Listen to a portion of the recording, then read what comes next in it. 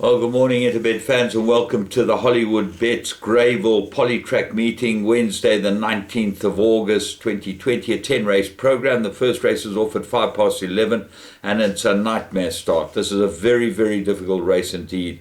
With the scratching of the horses that look like they could win, you've got Glitter and Gold, who's had plenty of starts and had a couple of places. Looks like that might be the right one. But then the two first-timers, we know nothing about them. Number 7 and number 8. Excuse my voice. It will come better. Excuse me. Right, 7 and 8. Who knows about them? We'll watch them go down and see what happens. But certainly not a race I would want to get involved in. Race 2, Maiden Plate, Fillies and Mares, 1,200 metres. And obviously we don't know anything about number 2, Blue School Baby. And hopefully we'll get some sort of report back from Justin Snaith. But he hasn't brought it to Durban for the fresh air. Or the sea. So what can win it? Cantata Crier looks like the right horse. Number 12 on the card, Warren Kennedy and Gavin Finzel. But the draw is a concern. Remember, the horses weren't making up any ground the other day. As I told you, the poly track's been ripped up and it's very hard to make up ground. I think it's quite deep and it's quite difficult for to catch the front runners. What about Hawker Typhoon? We don't know anything about that. Toreador of Garth Pullers. Lucy Lou looks like the big danger, number 6 on the card. A very good first run. Came from quite a way back, and maybe Green will improve. Race 3. This is Maiden Plate, 3-year-olds, 1,000 metres. And my top choice would be El Torero from a Dennis Dreyer stable. Gets alleys and blinkers second time out. Didn't run too badly first time. Sean Veal jumps aboard again. Huge chance. The 2, Johan Janssen van Vuren runners, well, we'll have to watch the betting. They're both 2-1 or 22-10 in the betting. You're not sure whether Marcus or Danielson got the better ride. Hopefully we'll get some update from the stable, because transparency is going to be the only thing that's going to keep this business going. And we've seen the business rescue practitioners plan. Well, I mean, it could have been said in a lot fewer words. Race 4, 1,000 metres handicap. Celtic Voyager won extremely well, and I think that he would be hard to beat with a 2.5 kilogram claimer. He's got to get a good ride. Big Blue Marble, we know this horse can run. He'll probably go well on the poly, and Y.O. Mowing's been very successful with these raids. That's number 3 on the card. I think Kingsmead will run well. Serena Mudley got the hang of the horse, and he's always there or thereabouts, and I think that he's got to be a runner. And then Just a Guy thing maybe. So it's quite a competitive little race, the 4th race. Race 5, Fillies and Mares, 1,100 metres, 2-horse race. Extravagance, the right horse. 3rd run, lots to like about it. Up near the top of the ratings, comes in perfectly. It's got Beat It to beat. I think Beat It with Mark Kahn, big find in the race.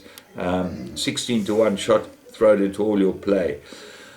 Then there are the horses at the bottom of the weights, and all of them seem to have a chance. And actually a lot of horses have got a chance in this race. Coyote Girl's got a very good chance with Anton Marcus on it. Yas, Peter claimed 4, Wizard of Odds, Dive Captain's got a chance. Tough race, but I'm going for Extravagant. Race 6. There's a mirror-rated handicap, 2,000 metres. 3-corner contest for me. Pollard, I think it's the right horse. I went for him last time. He got caught on the post by Christopher Robert. That was a cracking good run. He can go in here. He's perfectly weighted in a race like this. Donald McDonald won a maiden and then won a nice merit-rated handicap. He's gone up 4 for that. And quite interesting that a horse like Great Warrior meets him on exactly the same terms for that last beating, which makes it very difficult for Great Warrior. Joseph Jagger might be the stable elect, although Smart Sock seems to have better form with Randolph aboard it. Fact looks like an improver. Richard Faree for Y.O. Mowing, number 2 on the card.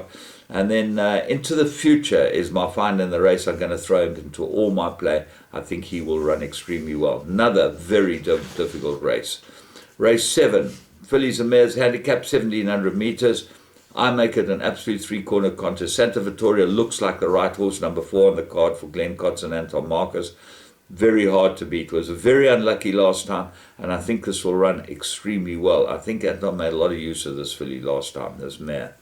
Such a Rush, big runner. Gets a 4 kilogram claimer. If Zuma can handle it properly, it will run well. And then Baranois throws into all my exotics, and certainly has got some sort of chance. Race 8, merit-rated 1400 meters. The 5 top horses in the numbers, and that's quite extraordinary because that's all on draw, look like the 5 best horses in the race. I like Butter Blast. I think he'll run well. He's 12 to 1. Got to have a big chance. Go Man Go. This horse I've been following for a long time. He might actually end up being the right horse and a banker in the race. But then Sovereign Soldier's got great form. Number 3 on the card, Donovan Dillon for Wendy Whitehead. Hey boy, I've thrown this horse into all my play for one reason. He gets a 4 kilogram claimer. He's fast. And if he gets away from them on this track, he might easily end up holding on. And Master of Destiny got very good form. They look like the main players. Race 9, fillies and mares, 1400 meters. Very, very difficult indeed. Flaming Desire might be the top choice. Comes into the race well, gets Kumeri claimed 2.5. And is a reserve runner. Then Mambo Lyric gets the blinkers. Cliffy Miller's had a couple of winners already. I said to you the other day, watch him. Caught nice jackpot because of Cliffy Miller. We missed a pick 6 unfortunately, but Cliffy Miller's horse won at 16 to 1 at Scottsville, and he's a very good trainer. Put his horses into all your play. And then Lada Chess is your favourite. Got to have a chance. Number 3 on the card. Anton Marcus aboard it. And then I'm going to put in Spring Lightning. Number 4 looks like an improver. And Rock the Music. Lyle Hudson for Sorrel Smith. That might be able to go in as well. But Flaming Desire, Mambo Lyric look like the top 2. Race 10. Well, by the time we get here, we're going to be raced out. And it's going to be very, very difficult to find a winner. Cherokee Chief might be the right horse. Been gelded, gets Anton Marcus, has shown ability, and this looks like a perfect race because the rest of them look very moderate. Michael Roberts' runner, Bless My Path, might be the big danger. They ran a very good run behind Crimson King first time out. So those are the 2 for me, and Full Blast didn't run badly. Ashton Harris for Michael Miller, number 5 on the card. All in all, an extremely difficult card. I believe that the payouts are going to be enormous today. You can get involved and see if you can get lucky, but that should be able to help you. From me, James Goodman, and the whole Interbet crew, listen, have a great day's racing. We'll be back with you tomorrow for Turf and Team. And by Friday, hopefully we've digested the business practitioner's plan and be able to have a chat with maybe a couple of people about it.